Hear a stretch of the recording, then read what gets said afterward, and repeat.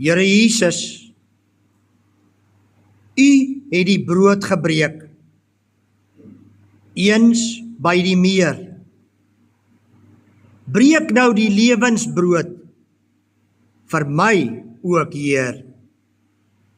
Wil steeds U waarheid meer aan my ontvou, tot ek ook in U woord my Heer aanskou. U is die lewensbrood, Heiland vir my. U is die waarheid, Heer, U maak my vry. U beeld straal uit die skrif so helder voort.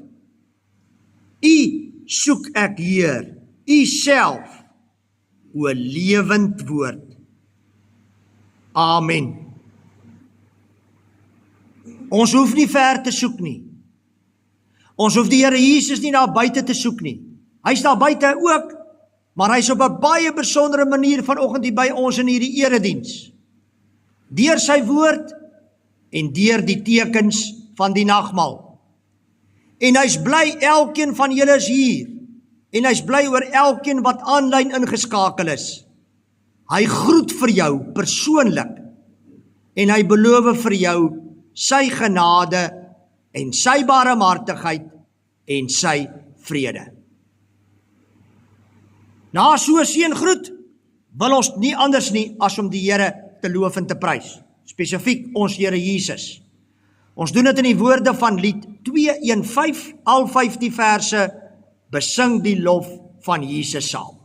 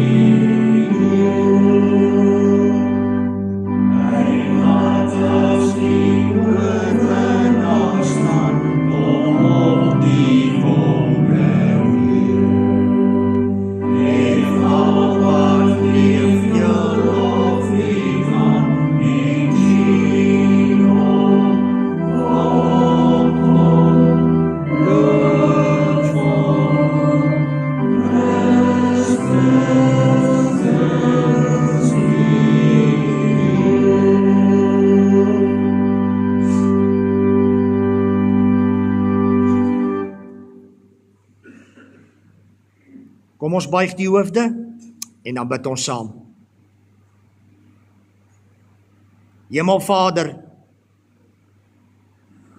Ons het gisterand by die storm wat losgebars het en die reën wat afgekom het, 'n stukkie verfrissing, 'n stukkie koelte beleef in hierdie ekstreme hitte. Maar Hemelvader, ons kan nie anders nie as om in hierdie tyd spesifiek aan ons boere en ons boerderygemeenskappe te dink nie.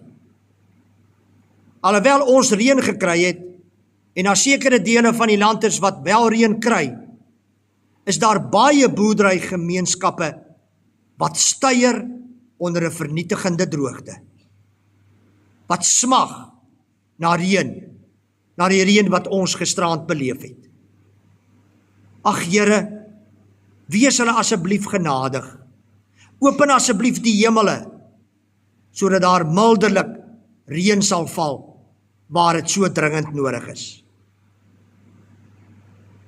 Hemelvader, terwyl ons nou ook vanoggend dink aan ons boere, wil ons ook graag bid vir elkeen van hulle, wat gebuk gaan onder die verskriklike bek en klou seer. Ons wat nie boere is nie, kan onsself nie voorstel watter ramp, watter seer daardie boere op hierdie oomblik deurgaan nie.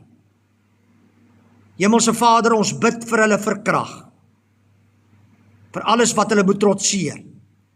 Ons bid vir spoedige uitkoms, sodat hierdie krisis asseblief tot 'n einde sal kom. Ons bid veral vir hulle, Here, wat op moed verloor se vlakte is, wat voel daar is nie meer hoop nie, hulle kan nie meer aangaan nie. Ag Here, laat hulle asseblief op 'n besondere manier beleef hoe U by hulle is, en hulle vashou, en hulle lei. So bid ons ook vanoggend vir elkeen op ons voorbiddingslys, elke sieke wat nog in die hospitaal is, wat by die huis is, besig om te herstel, wat al vir 'n geruime tyd, in sommige gevalle jare al, kronies siek is, dat ook hulle sal beleef hoe U by hulle is. Hoe U, deur U Heilige Gees, in hulle is. O Heilige Gees, dankie dat ons weet, vas en seker weet, dat U ook vanoggend hier in elkeen van ons is. Ons gaan nou in hierdie skrifgedeelte lees, wat U vanoggend in ons wil doen, en hoe totaal en al afhanklik ons van U is, o Heilige Gees, vir ons elke dag se lewe, maar ook in die verstaan van U woord. En daarom bid ons, o Gees, open ons harte, open ons lewens, sodat ons oop sal wees vir dit wat U vanoggend deur die skriflesing, deur die boodskap en ook deur die sakrament in elkeen van ons wil doen. In Jesus se naam. Amen. Ons skriflesing kom vanoggend uit 1 Korintiërs 2 en daar gaan ons saam lees vanaf vers 1 tot 12 en ons lees uit die 1983 vertaling. Paulus is aan die woord en hy skryf vir die gemeente in Korinte. Wat my betref, broers, en ons kan byvoeg susters, toe ek na julle toe gekom het om die geheimenisvolle waarheid van God aan julle te verkondig, het ek nie met hoë woorde of groot geleerdheid gekom nie. Ek het my voorgenem om met julle oor niks anders te praat nie as oor Jesus as die Christus en wel oor hom as die gekruisigde. Bewus van my swakheid en met groot angs en huiwering het ek na julle toe gekom. Die boodskap wat ek verkondig het julle oortuig, nie deur geleerdheid en welsprekendheid nie, maar deur die kragtige werking van die Gees. Dus is julle geloof nie op die wysheid van mense gegrond nie, maar op die krag van God. Tog is wat ons verkondig wysheid, maar net vir die wat daarvoor ryp is. En dan 'n wysheid wat nie van hierdie wêreld is, of van die heersers van hierdie wêreld nie. Hulle is buitendien aan die ondergaan. Wat ons verkondig is die wysheid van God. Die verborgde waarheid wat bedek was en wat God van ewigheid af vir ons voortbestem het, tot ons ewige heerlikheid.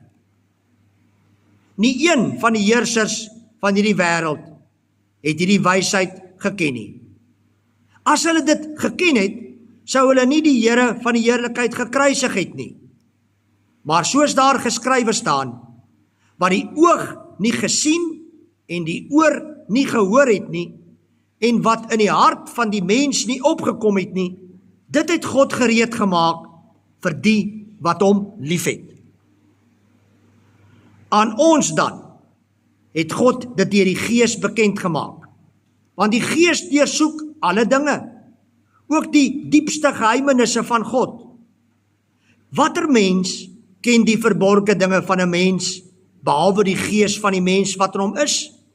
So ook ken niemand die verborgde dinge van God nie, behalwe die Gees van God. Die Gees wat ons ontvang het, is nie die Gees van die wêreld nie, maar die Gees wat van God kom. So weet ons wat God uit genade geskenk het. Tot sover ons skriflesing.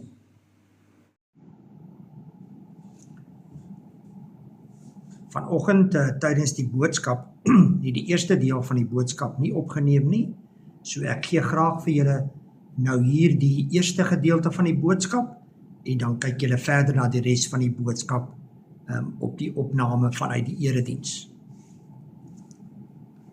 Het julle al opgelet hoe hard ons probeer om slim te lyk? Dit begin al daar by die skoolbanke. Alhoewel dit nie noodwendig die bedoeling van die onderwysers is nie, word ons van kleins af geleer dat punte op 'n rapport alles is. As jy goeie punte het, is jy iemand.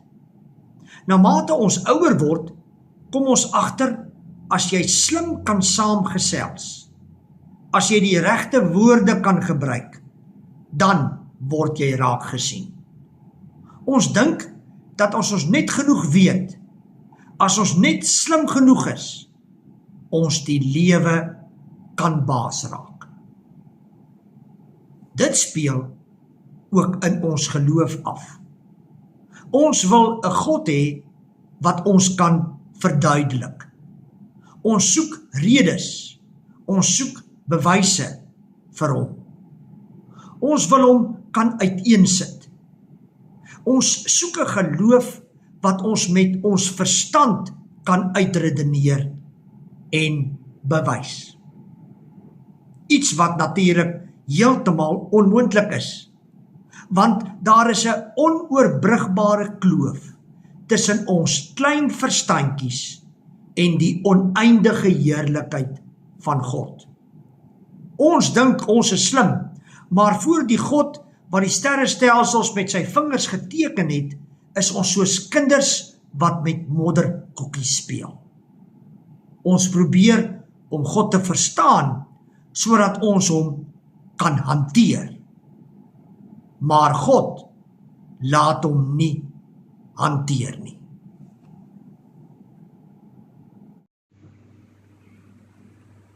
Solank ek dink dat ek God kan hanteer, hoef ek my nie aan hom oor te gee nie. Solank ek argumente het oor hoekom ek reg is en ander verkeerd is, hoef ek nie my eie beperkings voor hom te erken nie. Ons gebruik ons verstand as 'n skild om die genade van God uit te hou. Want genade is gevaarlik. Genade beteken ek erken dat ek nie self kan nie. genade beteken, ek laat vaar my eie prestasies en my eie slimheid en ek erken dat ek niks het om aan te bied nie. Wanneer ons 1 Korintiërs 2 lees, dan sien ons 'n wêreld wat nie soveel verskil van ons nie. Korinte was die middelpunt van kultuur, handel en bovenal filosofie. In daardie tyd was dit die hoogste eer om 'n goeie spreker te wees. Iemand wat met baie kennis en pragtige ingewikkelde woorde mense kon oortuig. As jy kon redeneer, as jy die Griekse filosofie op jou vingers geken het, dan was jy die koning van die stad. Die mense daar was gaande oor hierdie wysheid. Maar dit was 'n spesifieke soort wysheid. Dit was die wysheid van mag, van wie die slimste is, van wie die indrukwekkendste kon klink. En hier kom Paulus. Hy kom nie met die ingewikkelde filosofiese argumente van die Grieke nie. Hy was waarskynlik heel onaansienlik en nie 'n dinamiese spreker nie. Hy kom met iets wat soos 'n absolute belediging geklink het. Hy verkondig Christus, die gekruisigde. Ons moet vir 'n oomblik stil staan en probeer verstaan hoe dit vir daardie mense geklink het. Vir ons vandag is die kruis 'n simbool van oorwinning. Maar in die eerste eeu was die kruis die toppunt van skande. Dit was die manier waarop die Romeine van die laagste kriminele ontslaag geraak het. Dit was bedoel om jou heeltemal te ontmenslik. Dit was 'n stadige, aaklige publieke dood wat gesê het, hierdie mens is niks werd nie. Hierdie mens is vervloek. So, wanneer Paulus sê, dat die redder van die wêreld, die seun van God, aan 'n kruis gesterf het, was dit vir die Grieke dwaasheid. Letterlik die woord huria, waarvan ons die woord moroon kry. Hulle het gedink, dit is 'n skandalon, waar ons woord skande vandaan kom. Waarom sou 'n God homself laat doodmaak? Waar is die logika daarin? Maar dit is presies wat ons God gedoen het. Ons God het homself laat doodmaak.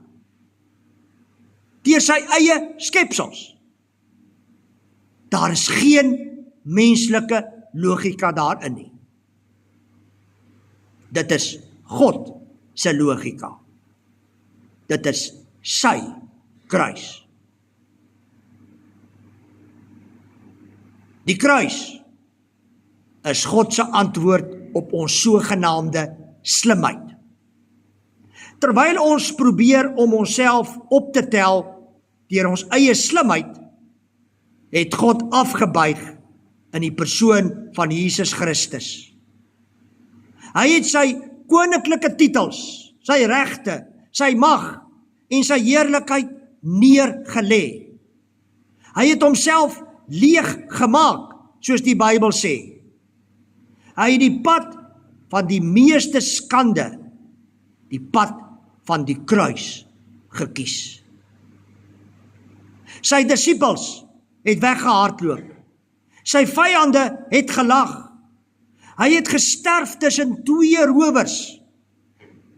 Daar was net stilte, bloed en 'n graf. Maar juis in daardie oomblik van absolute dwaasheid en swakheid, was God besig om die magte van sonde en dood te vernietig. Die kruis, die ding wat na die mees onlogiese ding in die heelal gelyk het die poort na die lewe geword. Ware wysheid lê nie in die versameling van mag of kennis nie, maar in liefde wat homself gee, soos Jesus. Die wêreld dink krag beteken om ander te oorheers. God wys ons krag beteken om jouself te offer. Die wêreld dink wysheid beteken om al die antwoorde te hê. God wys ons wysheid begin wanneer ons erken dat ons alles verloor het sonder hom. Ons word nie gered deur wat ons weet of wat ons kan doen nie, maar deur wat vir ons gedoen is deur Jesus Christus aan die kruis. Ons vind nie lewe deur onsself te probeer verbeter of deur meer slim etikette by ons name te voeg nie. Nee, ons vind lewe deur saam met Christus in onsself te sterf. Vandag vier ons die nagmaal. En daar is geen plek waar die sogenaamde dwaasheid van die kruis meer tasbaar word as juis hier nie. Kyk na wat hiervoor op die tafel is. Dit is nie ingewikkelde masjinerie of hoogdrawende boeke nie. Dis brood en wyn. Dis eenvoudige, alledaagse dinge wat herinner aan iets wat die wêreld as 'n nederlaag beskou het. 'n Liggaam wat gebreek is en bloed wat gevloei het. Hier by die nagmaal hou ons op om te probeer redeneer. Ons hou op om onsself te probeer regverdig. Ons erken dat ons ten spyte van al ons kennis eintlik niks weet van wat dit beteken om werklik te lewe as ons nie vir Jesus Christus het nie. Hier by die tafel sê ons, Here, ek verstaan dit nie alles nie. My logika kan nie die diepte van u liefde pyl nie, maar ek glo. Ek aanvaar hierdie brood as u liggaam wat vir my gebreek is. Ek aanvaar hierdie wyn as u bloed wat vir my gestort is. Amen. Ons gaan nou die tafel gereed maak en die twee ouderlinge wat saam met my aan tafel gaan sit, gaan vorentoe kom. En as julle tuis na hierdie opname kyk, dan kan julle ook dit wat julle gaan eet en drink so lank gereed kry.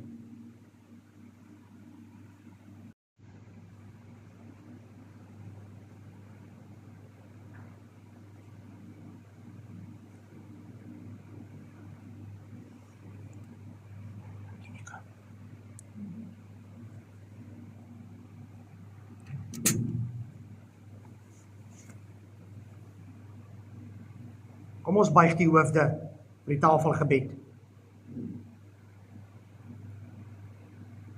Liewe Here Jesus, ons is nou op die punt om die brood te eet en die wyn te drink.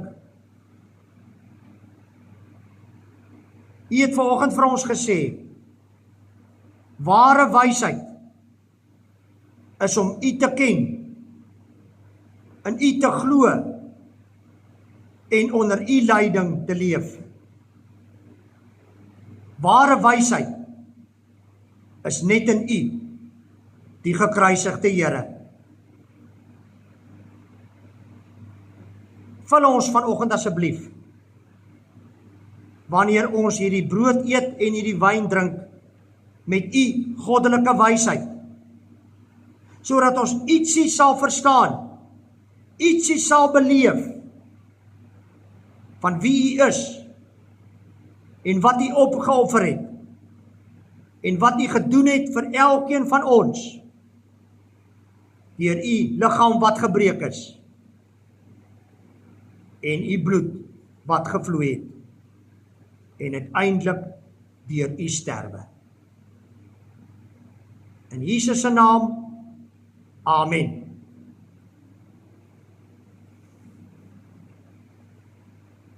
Die brood wat ons breek is die gemeenskap met die liggaam van ons Here Jesus Christus. Neem dit, eet dit en dink daaraan en glo dat sy liggaam gebreek is tot 'n volkome versoening vir al jou sondes.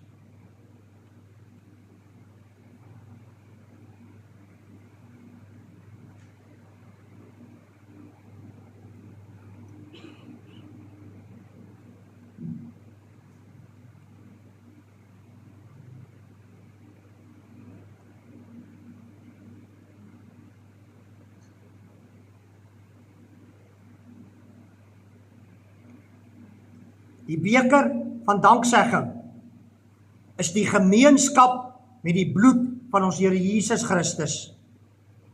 Neem dit, drink dit en dink daaraan en glo dat sy kosbare bloed vergiet is tot 'n volkome versoening vir al jou sondes.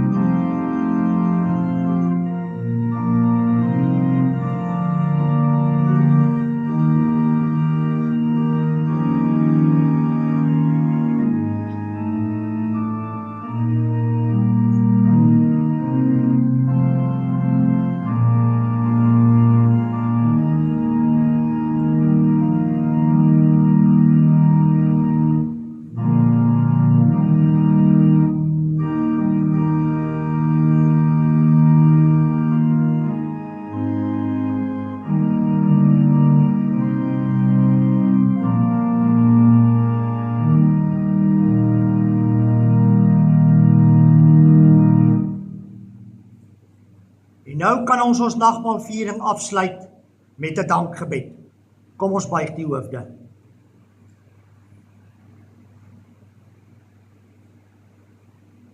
Liewe Here Jesus, U het ons nou gevoed, geestelik gevoed.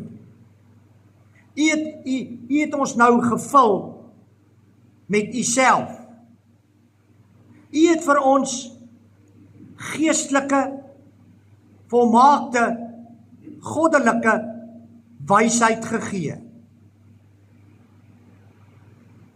Laat dit wat ons nou hier beleef het, U, wie ons nou hier beleef het, saam met ons hier uitgaan, en ook in ons lewe daar buite, al die verskil maak, sodat ons waarlik, Here Jesus, U, as die gekruisigde, sal uitdra en uitleef na U voorbeeld. Net aan U kom toe al die lof en al die eer en al die aanbidding en al die dank. In Jesus se naam, amen. Kom ons dien die Here met ons liefdegawes.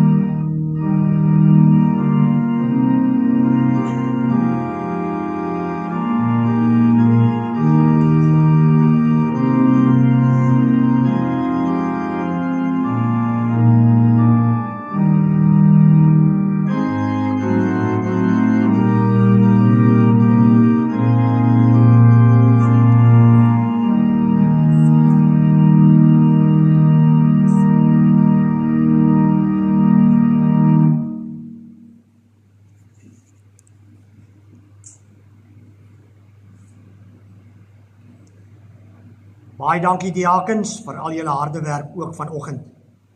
Gemeente, ons sluit af met ons slotlied, lied 354. O Christus ons verlange, kom ons sing al 4 die verse van hierdie lied saam.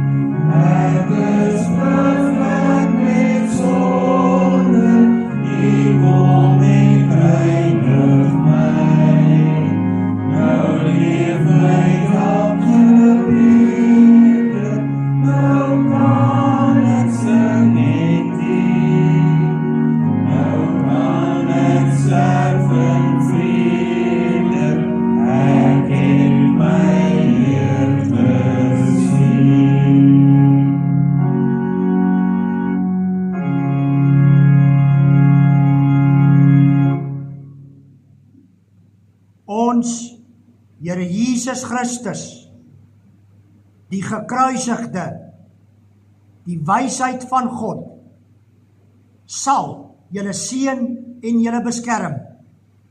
Hy sal tot julle redding verskyn en julle genadig wees.